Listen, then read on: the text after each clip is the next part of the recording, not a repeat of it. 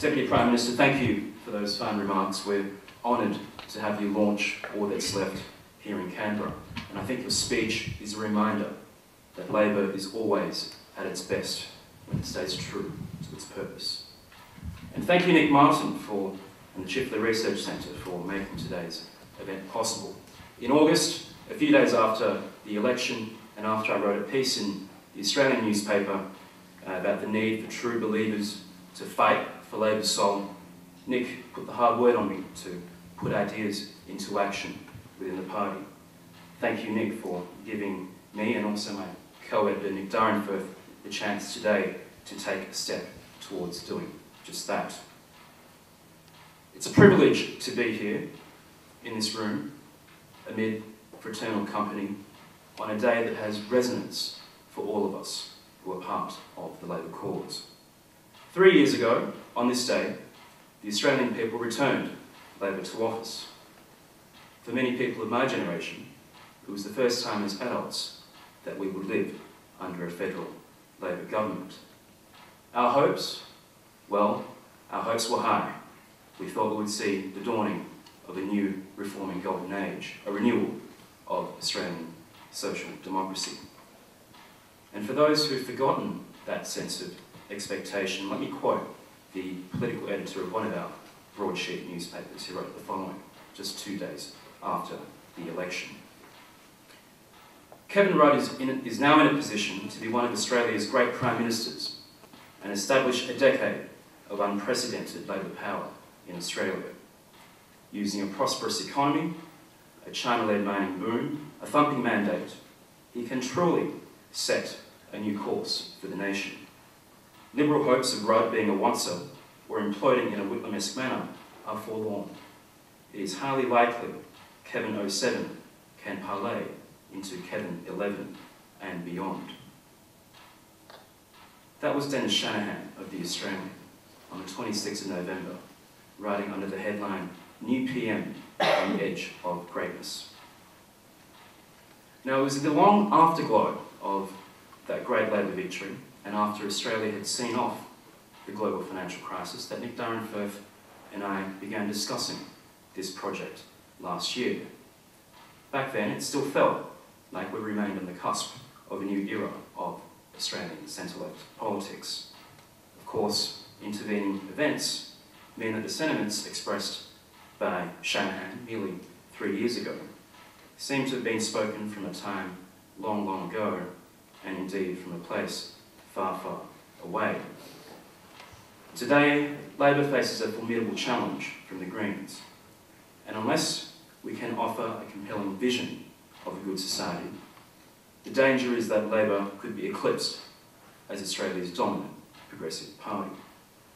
Now, Labor can spend this term in government asking over and over again how all this came to pass, or it can embark upon the task of not merely surviving in office, but the more difficult one of restoring and fulfilling the promise of November 24th, 2007.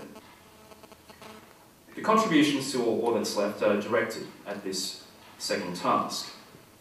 Of course, with a title like All That's Left and a subtitle like What Labor Should Stand For, this book naturally begs some questions. What does it mean to belong to the centre-left? And indeed, what should Labor stand for? Now, we often hear that there's no such thing as a left anymore. The two major parties have converged, ideology is dead, left and right mean nothing. Let me say a few things about this. Yes, there are still some who believe that anything short of the full-blooded socialism disqualifies us from being of the left. But as we all know, the Australian centre-left has been about enlightened practice, not purity of doctrine. My view is that social democrats today are the heirs of progressive liberalism as much as they are the heirs of democratic socialism. Social democracy is, if you like, a hybrid vigour of socialism and liberalism.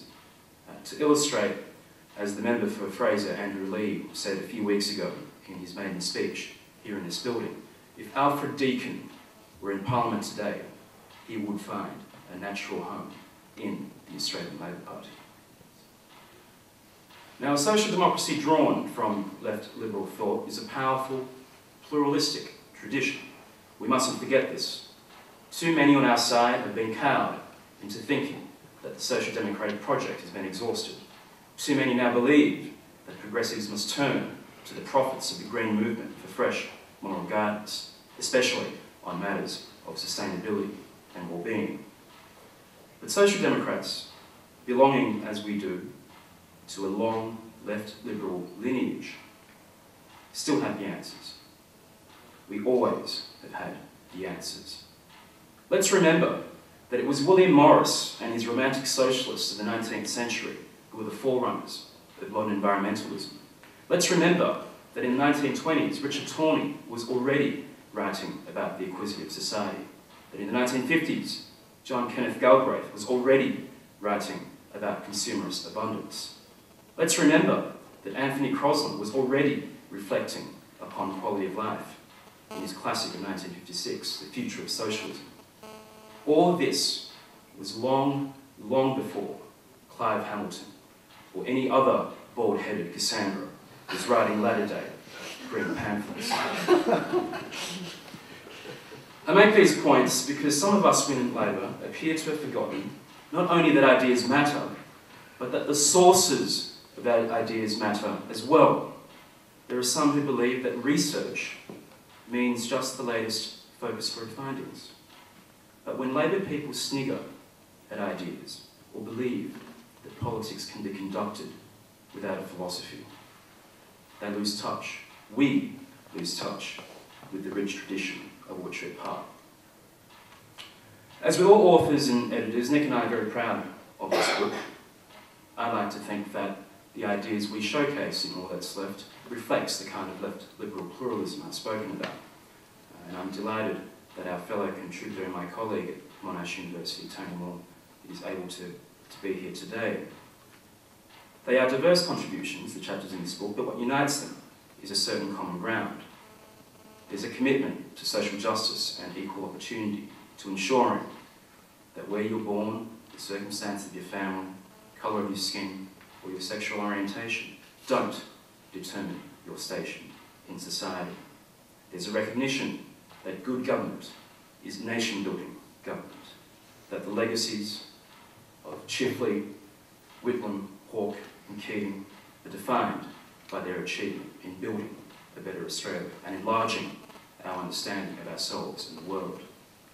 But underlying social justice and nation building is a belief in the value of community, in the idea that individual liberty and democracy depend on respect, trust and solidarity.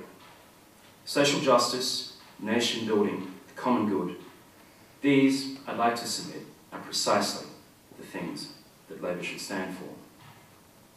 I joined the Australian Labor Party as a 15-year-old in 1998 in southwest Sydney.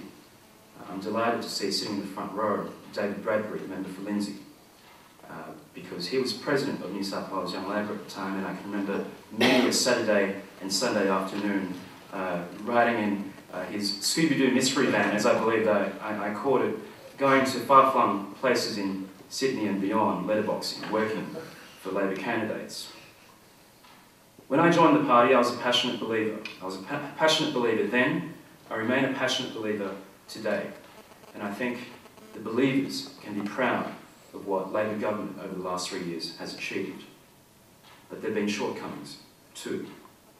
Labor hasn't been able to craft a compelling narrative on reform. At times, Labor hasn't been driven by values and conviction in the way that it should. And as we all know, there was a lost opportunity to respond decisively to climate change. These are mistakes Labor can't afford to repeat. They are mistakes Labor won't repeat if it can become once again a party of ideas, ideals and courage. There is then a need for leadership. Those who lead us need to explain and persuade, to educate and inspire, to be willing to stand their ground.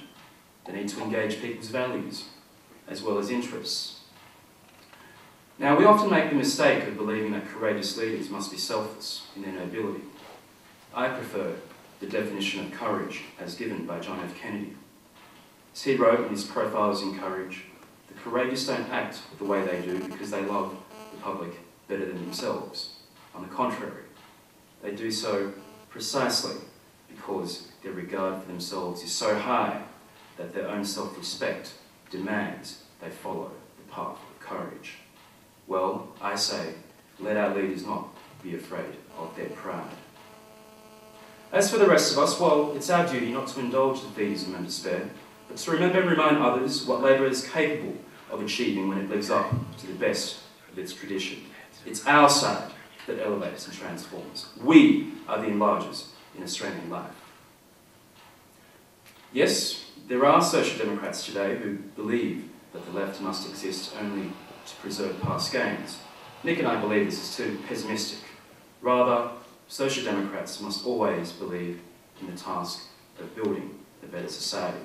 And the defining ambition of progressive politics must always, always remain the same. To fight injustice, to expand opportunity, to pursue the common good, to believe that human effort can deliver progress. If nothing else, that is all that's left. Thank you.